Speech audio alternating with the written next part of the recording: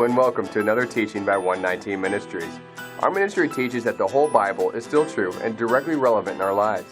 If you would like to know more on what we believe and teach, please visit us at testeverything.net.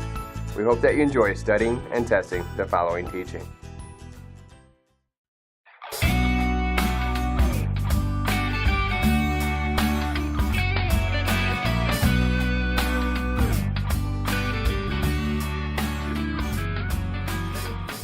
Cheeseburgers. Yes, believe it or not, in some circles, cheeseburgers are debated. It is debated because of this verse. This debate comes more from mainstream Orthodox Judaism. We can find this commandment in Deuteronomy chapter 14. You shall not boil a young goat in its mother's milk. Really, the debate is not just about cheeseburgers, but really any food or dish in which meat and cheese are cooked together. Jewish rabbis, including highly influential Rabbi Rashi, came to these conclusions based on this verse and the one like it in Exodus. Number 1, the prohibition against cooking and a mixture of milk and meat. Number 2, the prohibition against eating a cooked mixture of milk and meat. Number 3, the prohibition against deriving any benefit from a cooked mixture of milk and meat. The generic usage of meat versus goat is the result of an analysis of the Hebrew used in this verse for goat. Rashi, one of the most prominent Talmudic commentators, argued that the term in question must actually have a more general meaning, including calves and lambs in addition to young goats. Rashi also argued that the meaning is still narrow enough to exclude birds, all the undomesticated kosher animals, for example, chervutins and antelope, and all the non-kosher animals.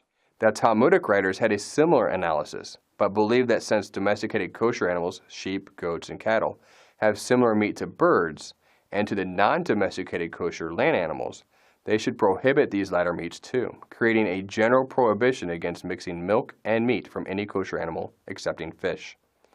But here's the problem with such interpretations. The commandment specifically mentions the milk of the mother, not just milk in general. Something more specific is going on here. The statistical chances of the dairy from the mother, the meat from the young of the very same mother, and then those two products making it to the same distributor, then the same store, and then into the same customer is nearly impossible. Despite the musings of ancient Jewish rabbis, multiple times our Creator used the word for a young goat that is not to be boiled in its mother's milk. If our Creator meant the generic form of meat, there is a word that would have been used to refer specifically to generic meat.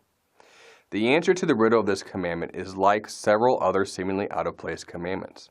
The spiritual teaches the physical, and the physical teaches the spiritual. The purpose of Yahweh giving this commandment is for us to ask the question, why? We should ask why because it is so out of place. Our Creator intended us to ask, why in the world would such an odd commandment be offered to us in the first place? Who would even consider boiling an animal in its own mother's milk? Some have suggested that it may have been a pagan practice related to idolatry and the worship of false gods. That is certainly possible. But perhaps Yah is simply teaching us something spiritual through an odd physical commandment. Deuteronomy chapter 14. You shall not boil a young goat in its mother's milk. There are 4 components to this commandment. Number 1, a goat. Number 2, cooking. Number 3, mother. And number 4, milk. In regards to a goat in the Torah, there are at least 3 references. Number 1, Jacob deceives his father Isaac into thinking he is his brother Esau by using both goat's meat and goat's hair. Number 2, Joseph's brothers dip his coat into goat's blood in order to deceive their father into thinking that Joseph is dead. And number 3, Tamar deceives Judah by dressing up as a prostitute and demanding a goat as payment.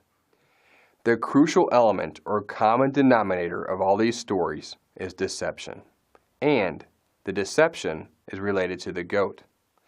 This suggests that the goat is a metaphor for deceptive teachings. Next, we need to look at the concept of cooking. When foods are cooked, they are blended together. They begin to share the flavor and traits of the various products that have been mixed together. Mothers are metaphors for mediums. So it is very important that the goat's milk is described as mother's milk. The mother is the source or medium for the milk. Finally, the fourth element is the milk itself. And here, the easiest example to quote comes from the Jewish Pharisee, Paul, who in his writings described meat as difficult spiritual understandings and the milk as the basics of the Torah. For more on milk, please see our teaching titled Oracles of God. We have now covered the four components of Deuteronomy chapter 14, which again is this commandment. You shall not boil a young goat in its mother's milk. The four components again are, number 1, goat, meaning deceptive teachings. Number 2, cooking, meaning mixing together. Number 3, mother, as a mediator or provider of milk. And number 4, milk, meaning the basics of the Torah. In our understanding, this commandment specifically refers to goat's meat and to goat's milk. This commandment is repeated 3 times, and thus the commandment should not be expanded to include all meat and dairy products, especially when the Torah explicitly forbids the adding to the law of God, Deuteronomy chapter 4, verse 2. Furthermore, it is extremely important that the law speaks about the meat being cooked, and today's interpretations also banned uncooked food, which further suggests that these traditional Jewish interpretations are just plain wrong. The message behind the specific law of goat's meat and goat's milk has to do with forbidding the attempt to combine deceptive teachings by mixing them through cooking with the Torah, which we received through a medium, which is Moses. The law about not seething a kid in its mother's milk has to do with making deceptive teachings about the law of God and not so much to do with eating a cheeseburger at McDonald's. In fact, even in modern times, we use the expression, cook the books, to refer to deceptive business practices in which one hides truth with what is false and mixes the two together. The spiritual understanding here is similar to not mixing wool and linen or mixing seeds. Those are both Torah commandments as well. So really, this is nothing new. Now, should we really not boil a goat in its mother's milk? Of course not. The commandment is also literal as well. It is just that the commandment is so intentionally and seemingly absurd that it almost forces the reader to ask, what is the deeper meaning and understanding for those in the faith? Which, of course, is what we just did. We hope that this teaching has blessed you. And remember, continue to test everything. Shalom.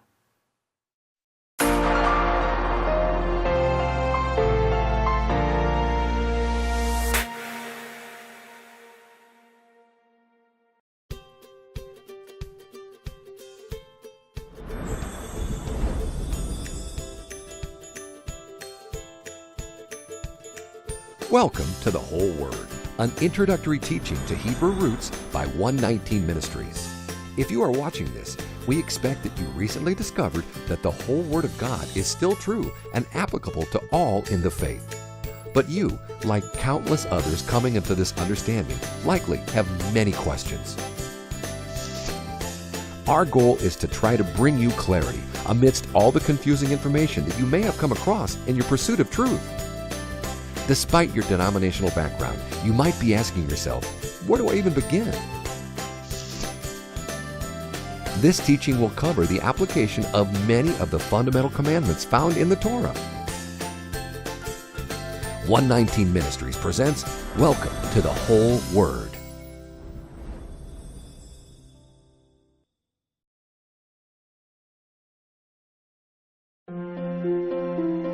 It is because of you, our generous supporters, who make it possible to offer these high-quality teachings completely free of charge. If you feel led to support 119 Ministries so that we can continue this effort, please visit testeverything.net and click on the Support 119 tab. Learn how you can partner with us to take the whole Word of God to the nations.